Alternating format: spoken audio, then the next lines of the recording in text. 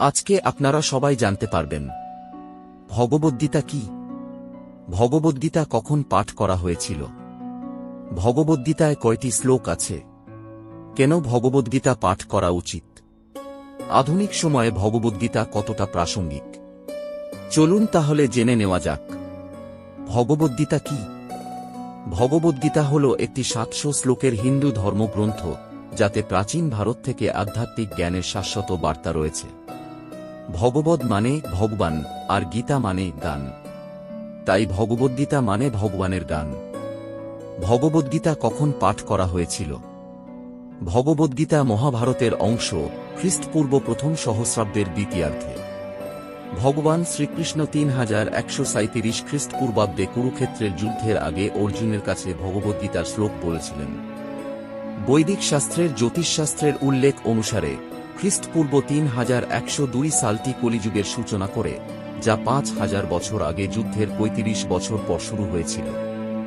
ভগবদ্গীতায় কয়টি শ্লোক আছে? ভগবদ্গীতায় মোট 18টি অধ্যায়ে 700টি শ্লোক রয়েছে। কেন ভগবদ্গীতা পাঠ করা উচিত? আমরা যে বিশ্বে বাস করি তা বিশৃঙ্খলায় ভরা, বিভ্রান্তি এবং দুর্ভোগ তাদের শীর্ষে। এইরকম কঠিন সময়ে ভগবদ্গীতার শিক্ষা আগের চেয়ে বেশি প্রাসঙ্গিক। আপনি এর আয়াতগুলিতে আপনার সমস্ত সন্দেহ এবং প্রশ্নের উত্তর পাবেন।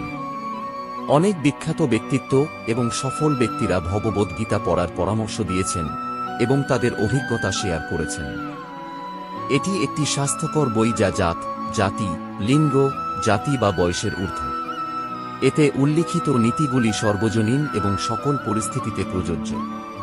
তারা মানুষকে তাদের হৃদয় এবং দৃষ্টিভঙ্গি পরিবর্তন করতে উৎসাহিত করে। ভগবদ্গীতা থেকে সেরা 10টিরও বেশি জীবনের পাঠগুলি হল হিমশৈলের টিপ। এতে জীবনের সারমর্ম রয়েছে। সুতরাং আজই এটি পড়া শুরু করুন এবং শীঘ্রই ইতিবাচক পরিবর্তনগুলি সাক্ষী করুন। আধুনিক সময়ে ভগবদ্গীতা কতটা প্রাসঙ্গিক? আমরা সকলেই সুখী হতে চাই এবং ক্রমাগত এমন জিনিসগুলির সন্ধান করতে চাই যা আমাদের সবচেয়ে সুখী করে। শিশু, প্রাপ্তবয়স্ক, পুরুষ, নারী, ধনী বা দরিদ্র যাই হোক না কেন, প্রত্যেকেই তাদের জীবনে সুখের সন্ধান করে। যাই হোক, এই অনুসন্ধান কখনো শেষ হয় না, যা আমাদের হতাশ করে তোলে। ভগবদ্গীতা আমাদের সুখের প্রকৃত অর্থ এবং কিভাবে এটি খুঁজে পেতে হয় তা শেখায়। যখন আমরা একটি নতুন গ্যাজেট কিনি এবং এটি থেকে সর্বাধিক সুখ লাভ করি, তখন আমরা কিভাবে একটি ম্যানুয়াল থেকে শিখি তা চিন্তা করুন। একইভাবে ভগবান কৃষ্ণ আমাদের ভগবত গীতা দিয়েছেন, যা আমাদের মানবজীবনের সর্বোত্তম করতে এবং এর থেকে প্রকৃত সুখ অর্জনের নির্দেশনা দেয়। এই দ্রুতগতির যুগে যখন সবাই বিভ্রান্ত এবং ভুল নির্দেশিত, গীতা হল সুখ, শান্তি এবং জ্ঞানের সর্বোত্তম উৎস। ভগবদ্গীতা কেবল জ্ঞানের বই নয়, এটি পরম সত্য। এটিতে জীবন এবং সুখের গোপনীয়তা রয়েছে এবং সাফল্য অর্জনের জন্য কিভাবে এটি ব্যবহার করা যায় সে সম্পর্কে একটি ম্যানুয়াল সহ পরম জ্ঞান প্রকাশ করে। জীবনের উপর ভগবত গীতা শ্লোকগুলি হল ভগবান কৃষ্ণের শিক্ষা, কারণ তিনি অর্জুনের সমস্ত প্রশ্নের উত্তর দেন এবং নিশ্চিত করেন যে আমরা মহাভারত যুদ্ধে যাওয়ার আগে তার সমস্ত সন্দেহ সমাধান করা হয়েছে। তিনি বিভিন্ন শ্লোকের মাধ্যমে ব্যাখ্যা করতে থাকেন যতক্ষণ না অর্জুন তার প্রাপ্ত জ্ঞান নিয়ে বিশ্বকে গ্রহণ করার বিষয়ে নিশ্চিত হন।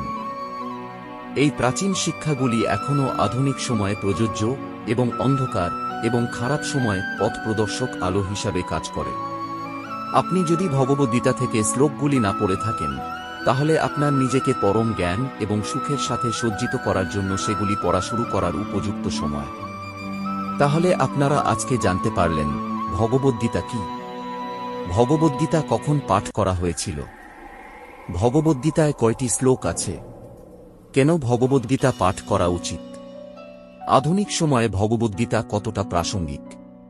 তাই আপনারা প্রত্যেকেই আজ থেকেই গীতা পাঠ করুন এবং শুনুন। ঈশ্বর আপনার মঙ্গল করুন। আজকে এখানেই শেষ করলাম। আপনাকে অসংখ্য ধন্যবাদ আপনার মূল্যবান সময়টুকু আমাদের দেওয়ার জন্য। আপনাদের যদি এই ভিডিওটি ভালো লেগে থাকে তাহলে আপনি আপনার বন্ধু ও আপনার পরিচিত মানুষের সাথে শেয়ার করতে পারেন। এরকম আরও ভিডিও পেতে হলে চ্যানেলটি সাবস্ক্রাইব করুন। নমস্কার, ভালো থাকবেন। জয় শ্রী কৃষ্ণ। রাধে রাধে।